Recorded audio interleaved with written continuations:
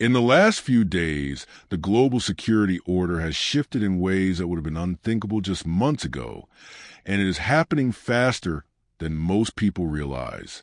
Over the weekend, the United States carried out a new round of airstrikes against ISIS targets in Syria. According to U.S. Central Command, more than 90 precision-guided munitions were used, striking dozens of locations. The stated justification was retaliation for the killing of 2 American National Guard members. These were not symbolic strikes. They were extensive, deliberate, and part of an expanding pattern of U.S. military action across multiple regions. At the same time, attention inside the Pentagon and intelligence community has turned sharply toward Iran. Over the weekend, massive protests erupted across major Iranian cities.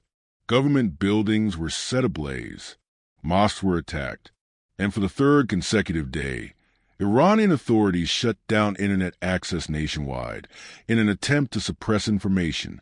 Despite the blackout, satellite connectivity allowed images and reports to leak out, some indicating that Iranian security forces opened fire on demonstrators in multiple cities. Protesters were heard chanting calls for the end of the regime and the return of the monarchy. As unrest spread, President Trump posted publicly that the United States is ready to help. Iranian leaders responded with a stark warning. Any American military action would make U.S. bases, ships, and personnel across the region legitimate targets. Israeli security officials are now holding emergency consultations, closely monitoring the situation and preparing for possible escalation. But this is not an isolated crisis. It is part of a much larger and far more destabilizing trajectory. In less than a year, the United States has conducted or supported military actions in Syria, Iraq, Iran, Yemen, Nigeria, and Venezuela. U.S. naval forces, roughly 1/5 of the American fleet, are now positioned off the coast of Venezuela, enforcing a de facto blockade. The administration has openly stated its intention to take Venezuelan oil, despite experts warning that rebuilding the country's oil infrastructure would take years, not months. And now, another flashpoint has entered the picture, one that threatens the foundations of the post-World War II alliance system itself. The White House has refused to rule out the use of force to acquire Greenland, a self-governing territory within the Kingdom of Denmark and a full NATO ally. When asked directly whether military action was off the table, senior administration officials did not say no. Instead, they suggested that no one would dare resist the United States. Denmark's response was unprecedented.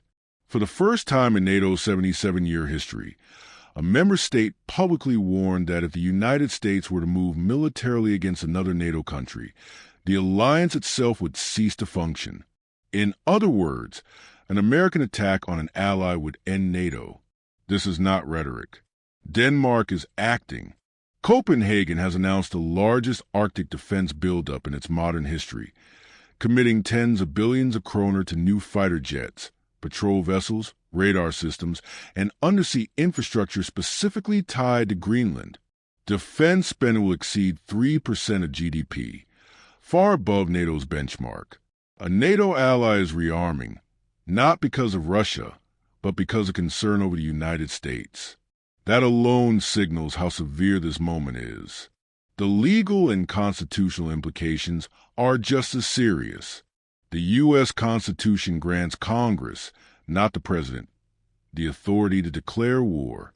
The War Powers Resolution requires notification and authorization for sustained military action. Yet the recent operation in Venezuela occurred without prior congressional approval or warning. Lawmakers were reportedly assured no such action was imminent, only to see it happen days later. That precedent matters. If a president can unilaterally seize a foreign leader, impose blockades, and openly threaten force against allies based solely on executive discretion, then the system of checks and balances becomes symbolic rather than real. Inside Congress, cracks are forming. Republican senators, many of whom rarely oppose the president publicly, have described the idea of using force against Greenland as reckless, absurd, and strategically catastrophic. Several have warned that such action would destroy American credibility and permanently damage NATO. Yet words alone do not stop military action. Democratic lawmakers are now moving to force votes that would block funding for any hostile action against Greenland. That vote, when it comes, will be a test not of rhetoric, but of resolve. Meanwhile, Greenland's own people are being largely ignored. Polling shows overwhelming opposition among Greenlanders to joining the United States. While many support eventual independence from Denmark, they want it on their own terms, through democratic choice, not coercion.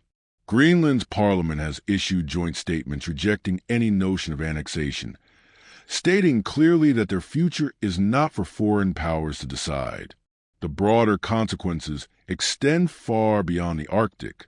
If the United States uses force against a NATO ally, the alliance's mutual defense guarantee becomes meaningless. European nations would have no reason to trust Washington to defend them against Russia if Washington itself is seen as a potential threat. Defense planners across Europe are already reassessing nuclear deterrence, arms procurement, and strategic autonomy. Canada has openly aligned itself with Denmark. The European Union is accelerating defense integration. The entire Western security architecture that has prevented major war in Europe since 1945 is now under strain, not because of Moscow or Beijing, but because of Washington. Supporters argue this is negotiation. That tough talk is simply leverage, the art of the deal.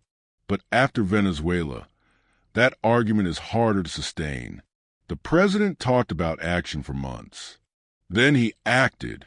Without warning, without authorization, without restraint. Denmark is not treating the Greenland threat as a bluff. Neither is the European Union. Neither are defense analysts at the world's leading security institutions. At the center of all of this is a single question that has not been answered. Who is setting the limits? The president has stated that the primary constraint on his use of American power is his own judgment. That is not how the constitutional system was designed to work, and it is not what Americans or America's allies signed up for. Denmark's prime minister put it plainly. If this happens, everything stops. And based on the pace and direction of events, the world may be closer to that breaking point than most Americans realize.